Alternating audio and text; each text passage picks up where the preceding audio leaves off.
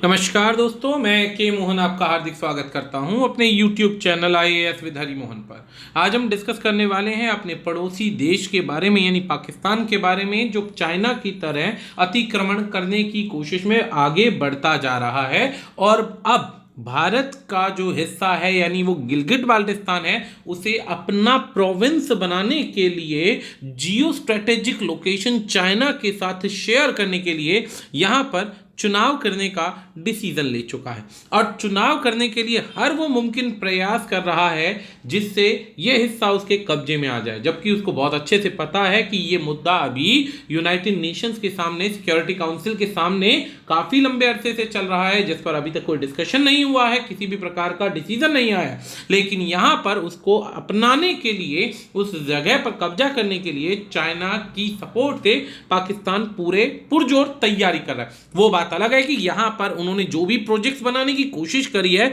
वहां पर पोलिंग के दौरान क्लियर बताया गया कि वो इलीगल है। वो किसी भी प्रकार से कोई हरकत करता है तो भारत उस हरकत का पूरी तरीके से जवाब देगा। तो चलिए जानते हैं इस समय पाकिस्तान का सिनेरियो क्या है, वहां पे क्या माइंडसेट चल रहा है, क्यों वो ऐसी हरकतें कर रहा है कि नॉर्मल परिस्थिति को और बिगाड़ना चाहता है और क्यों वो भारत से परेशान होकर के पंगे लेना चाहता है। तो इस सभी चीजों को जानने के लिए अंत तक बने रहिए, बहुत सारी चीजें आपको आज जानने को मिलेंगी। दोस्तों, यदि आप हमारे चैनल पर नए हैं तो इस चैनल को सब्सक्राइब कीजिए, बहुत सारी लेटेस्ट वीडियोस आपको यहां पर मिलती रहेंगी। यदि आप यूपीएससी का कोई भी सिलेबस या स्टेट पीसीएस एग्जाम की तैयारी करना चाहते हैं तो हमारे द्वारा लाइव प्लस रिकॉर्डेड क्लासेस को आप परचेज कर सकते हैं, जिसमें आपको 5 दिन का डेमो क्लास मिलेगा, जिसमें डिसाइड कीजिए और ज्वाइन कीजिए।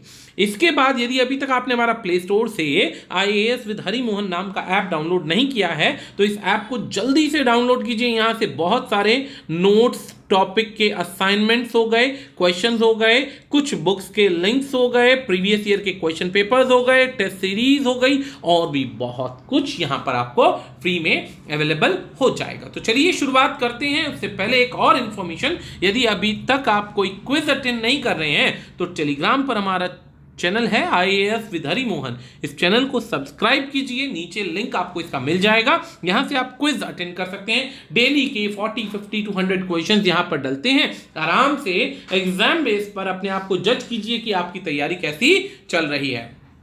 ये है भारत का एग्जैक्ट नक्शा जो असलियत में पाकिस्तान के हिस्से में, यहाँ से ये सारा जो ग्रीन कलर का पोर्शन है बहुत खूबसूरती के साथ यहाँ पर भारत को बिल्कुल अलग करता है पाकिस्तान से।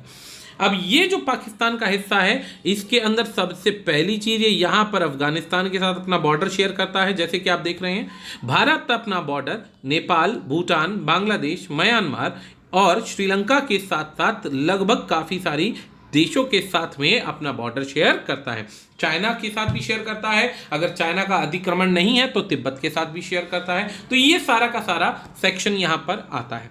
चाइना के लिए ये वाला जो हिस्सा है, यहाँ से ये वाला हिस्सा, ये काफ़ी ज़्यादा महत्वपूर्ण है, क्योंकि वैसे तो भारत का और वैसे तो पाकिस्तान का और चीन का कोई आपस में बॉर्डर शेयरिंग है ही नहीं। अगर ये भारत अपना POK वापस प्राप्त कर लेता है तो इनका कोई बॉर्डर शेयरिंग है ही नहीं, 99% मुसीबतें समाप्त हो जाती हैं। लेकिन क्योंकि पाकिस्तान पर लगभग 60 मिलियन से ज़्यादा का, 60 बिलियन से ज़्यादा का, क्षमा चाहूँगा बिलियन बोल दिया, 60 बिलियन से ज़्यादा का कर्जा है चाइना से, और अब अपने आकाओं की बातों को अगर वो पूरा नहीं करेगा तो कर्जा वापस करना पड़ेगा, और कर्जा वापस करता है तो उसके पास वैसे रोटी खाने को नहीं है। तो ऐसी परिस्थिति में उसे उसकी हर बात को एक पपेट की तरह, एक छोटे पप्पी की तरह फॉलो करना पड़ेगा। अब यहां पर आता है ये वाला हिस्सा जो असलियत में भारत का है, लेकिन कुछ कारणों से उस समय में हमारी सॉफ्ट पॉलिसीज के आधार पर ये जो POK और आज़ाद जम्मू और कश्मीर का जो हिस्सा है ये पाकिस्तान के कंट्रोल में है। 1947 अक्टूबर में पहली बार लड़ाई स्टार्ट हुई। लड़ाई स्टार्ट होने के बाद धीरे धीरे अतिक्रमण बढ़ता चला गया और भारत का जो ये गिलगिट बाल्टिस्तान वाला जो हिस्सा है ये पाकिस्तान के कंट्रोल में चला गया। 1949 के अंदर यहां पर गिलगिट बाल्टिस्तान ने इसे ऑक्युपाइड सेक्शन दिखा दिया और कराकोरम पास तक की अपनी चाइना को लाइन दे दी, ये वाले सेक्शन की। यहां पर चाइना ने लाइन अपनी प्राप्त कर ली, किससे? पाकिस्तान से।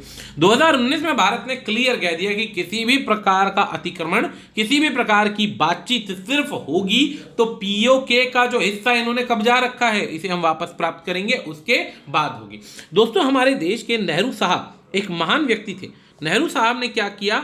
अपने सॉफ्ट पॉलिसीज के आधार पर, वो नहीं चाहते थे विवाद बढ़े, युद्ध बढ़े, तो सॉफ्ट पॉलिसीज के आधार पर उन्होंने सारी बातों को स्वीकार किया और स्वीकार करते हुए उन्होंने युद्ध को टालने का प्रयास किया। लेकिन पाकिस्तान ने इस युद्ध को टालने को भारत की कमजोरी मान लिया और वो आतंकवाद के द्वारा यहां पर बढ़ता चला गया। नेहरू साहब ने इस मुद्दे को यूनाइटेड नेशन की सिक्योरिटी काउंसिल के सामने रिप्रेजेंट किया और तब से ये लेकर अब तक ये मुद्दा पेंडिंग है।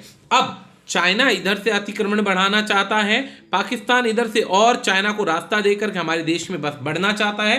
तो यहां पर ये दोनों किसी भी प्रकार से भारत की जमीन को अपना कंट्रोल बनाने की कोशिश कर रहे हैं, जबकि इन्हें बहुत अच्छे से पता है कि अकेला एक भारत, इंडिया इन दोनों को नचा सकता है बहुत आसानी के साथ में। तो चलिए अब इससे आगे एक चीज समझते हैं, यहां पर पाकिस्तान की समस्या क्या है। आज पहले पाकिस्तान की समस्याएं समझिए, मजबूरियां समझिए कि वो ऐसा क्यों कर रहा है। सबसे पहली मजबूरी क्या कि ये जो हिस्सा है, ये बलूचिस्तान का, ये जो है, ये यहां से यहां तक ये जो बलूचिस्तान का हिस्सा है, ये अपने आप को पाकिस्तान का हिस्सा मानता ही नहीं है। तभी तो बलूचिस्तान के जो फाइटर्स हैं उनको अमेरिका, पाकिस्तान, लगभग सभी देश आतंकवाद का दर्जा देते हैं, यानी ये पाकिस्तान के साथ किसी भी प्रकार से जुड़ना नहीं चाहते। ये जो ग्वादर पोर्ट वाला हिस्सा है, ये सिंध वाले जो हैं, ये भी कहीं ना कहीं चाइना के साथ विरोध चाहते हैं, क्योंकि जब से चाइना यहां पर आया है इन्हें समझ में आ गया कि चाइना इन्हें गुलाम बनाने की पूरी तैयारी के अंदर बैठा हुआ है। अब ऐसी परिस्थिति में ये भी बुरी तरीके से चाइना का और पाकिस्तान का विरोध करना शुरू कर चुके हैं। ये वाला जो हिस्सा है, खैबर पख्तून का हिस्सा है, ये अफगानिस्तान और ईरान वाले सेक्शन को, या ये अफगानिस्तान के सेक्शन से जुड़ रहा है। अब अफगानिस्तान के सेक्शन से जुड़ रहा है तो ये जो पख्तून है, ये पश्तून जो असलियत में है, ये अफगानिस्तान के अंदर भी पाए जाते हैं और इस पेशावर वाले हिस्से में और खैबर पख्तून में भी पाए जाते हैं। कुछ दिन पहले यहां पर अपनी आर्मी जो थी पाकिस्तान की, उन्होंने क्या किया? अपनी कमजोरी को छुपाने के लिए निर्दोषों की निर्मम हत्या करी, इनोसेंट लोगों की हत्याएं करी और यहां पर काफी जोर से आर्मी का काफी लंबे अरसे से विरोध हो रहा है। ये वाला हिस्सा ऑलरेडी भारत के सपोर्ट में आने के लिए पाकिस्तान में आए दिन शोर मचाता रहता है। अब पाकिस्तान इन समस्याओं को सुलझाने की जगह सीधा इस गिलगिट बाल्टिस्तान को फिर से एक विवादित मुद्दा बनाना चाहता है, जो कि ऑलरेडी कश्मीर का हिस्सा है, भारत का हिस्सा है। अब यहां पर ये तीनों अगर हिस्से अलग हो जाते हैं तो पाकिस्तान का केवल एक ये पंजाब वाला हिस्सा ऐसा है जहां पर कोई समस्या नहीं है। लेकिन कुछ समय पहले ये पंजाब वाला हिस्सा भी किसी ना किसी तरीके से विवाद का एक हिस्सा बना हुआ था। अब अगर बात करें पाकिस्तान के विवादों की लिस्ट, तो ये लिस्ट छोटी मोटी नहीं है, लिस्ट ऐसी है कि बहुत लंबी है। हम विस्तार में नहीं बताएंगे, हम शॉर्ट में बताएंगे, नहीं तो वीडियो बहुत लंबा हो जाएगा। सबसे पहला इशू भारत के साथ चल रहा है पीओके का। आज नहीं, ऑब्वियसली ये सभी जानते हैं कि जिस दिन भारत अपनी पे आया, बुरी तरीके से लात मार के इससे अपना हिस्सा छीन लेगा आसानी के साथ में। दूसरा, बलूचिस्तान के अंदर 18 हजार लोगों को गायब कर दिया जाता है, मार दिया जाता है। उस परिस्थिति के अंदर बलोच आर्मी के लोग जो हैं इस समय में पुरजोर हथियारों को उठा चुके हैं और हथियारों को उठाने के बाद में किसी ना किसी तरीके से पाकिस्तान से हमेशा आए दिन भिड़ते रहते हैं और पाकिस्तान की नाकों में दम कर रखा है, जिसमें पाकिस्तान परेशान है। इनकी वजह से चाइना की जो पुरजोर ताकत है वो ग्वादर पोर्ट पे ठीक से काम नहीं कर पा रही, क्योंकि आए दिन डायनामाइट लगा कर पहाड़ उड़ा देते हैं, बिल्कुल नेस्तो नाबूद कर देते हैं। अब आ जाता है खैबर पख्तूनवा का हिस्सा। मैंने बताया खैबर पख्तूनवा का हिस्सा हमने बताया, जिसके अंदर खैबर पख्तूनवा जो है अफगानिस्तान के अंदर भी वही पश्तून लोग हैं जो यहाँ पर है। ये अपने आप को पाकिस्तान का हिस्सा मानते नहीं है। यहाँ पर आए दिन इकोनॉमी से संबंधित समस्याएं हैं, यहाँ के लोग टेररिज्म से बहुत परेशान हैं। टेररिज्म से परेशान होने की वजह से यहाँ पर आए दिन दंगे, विवाद, प्रोटेस्ट होते रहते हैं और सरकार को गिराने का प्रयास करते रहते हैं, जिसमें पूरी तरीके से इमरान की आर्मी या टीम फेल हो चुके हैं। खैर, इमरान तो जीवन में खुद ही फेलियर है एक।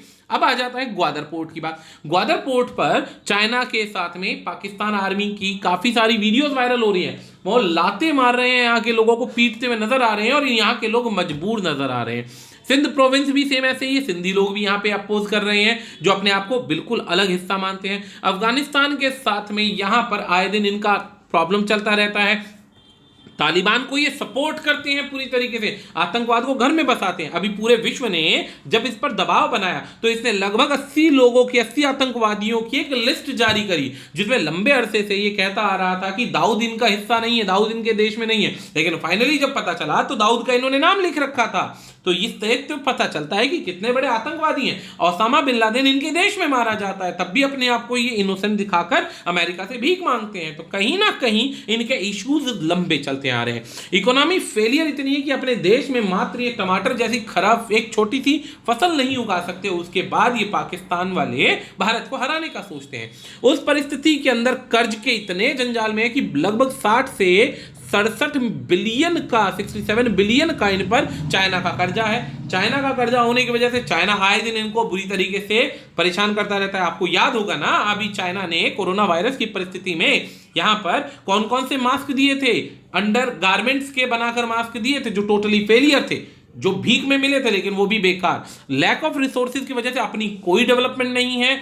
पाकिस्तान जो है मुस्लिम कंट्रीज का, मुस्लिम वर्ल्ड का लीडर बनना चाहता है, लेकिन दूसरी तरफ अमेरिका जो है बुरी तरीके से यूएई के साथ इजराइल का पैचअप करा देता है। यूएई के साथ साथ और भी देशों के साथ इजराइल के पैचअप हो रहे हैं, कहीं ना कहीं फिलिस्तीन या और भी जो मुल्क जुड़ रहे हैं। तो यहां पर पाकिस्तान का लीडर बन पाना लगभग सा फेलियर नजर आ रहा है। तो इसके अलावा यह पता चलता जा रहा है कि पाकिस्तान का फेलियर एक जगह नहीं है, हर जगह है। वहां के लोगों के साथ यह हाल होता है कि बाजवा जाते हैं ईरान बात करने, बाजवा जाते हैं अफगानिस्तान बात करने, वहां पर एयरपोर्ट पर इन्हें रिसीव नहीं किया जाता और वहां से भगा दिया जाता है। तो इस तरीके की तो हालात है। अब ये जो पश्तून यूनिटी जिसके बारे में बात कर रहा था, ये देखिए अफगानिस्तान के कितने बड़े हिस्से में ये ऑरेंज कलर फैला हुआ है, ये सब पश्तून है। ये सारे हथियार उठाए बैठे, ये सारे के सारे वहां पर सब कुछ इमरजेंसी की परिस्थिति है, मिलिट्री के ग्रुप आते हैं, प्रोटेस्ट करने वाले लोगों को मारते हैं, जान से मार देते हैं, गोली मार देते हैं। इसके अंदर जो इनके खिलाफ आवाज उठाता है उनको ये बुरी तरह से रोंदना शुरू कर देते हैं। अब ऐसी परिस्थिति के अंदर गुस्सा और भड़कता है, तो यहां पर एक तरीके से पूरी अशांति फैली हुई है। यहां के जो लीडर्स हैं ये ट्विटर पर कांग्रेचुलेशन देते हैं जब वहां पर आर्मी का विरोध होता है, और विरोध होने की परिस्थिति में आप नोटिस कर सकते हैं कि ह्यूमन राइट काउंसिल वाले भी इनके साथ खड़े हो जाते हैं कि सही है, पाकिस्तान का विरोध करो, हम तुम्हारे साथ हैं, क्योंकि तुम विक्टिम्स की सपोर्ट में खड़े हो। तो ऐसी परिस्थिति में यहां पे हैशटैग जो पाकिस्तान के अंदर चला था, hashtag Pashtun long March two वाना, एक लंबे समय से चल रहा था और ये काफी ज्यादा मजबूर कर चुका था और पाकिस्तान की आर्मी से छुपाने की पूरी कोशिश कर रही थी। यहां पर अभी एक मॉडल है जिसका नाम है डेरा इस्माइल खान। डेरा इस्माइल खान को भी पाकिस्तान की आर्मी ने ब्रूटली मार दिया मई 2014 को।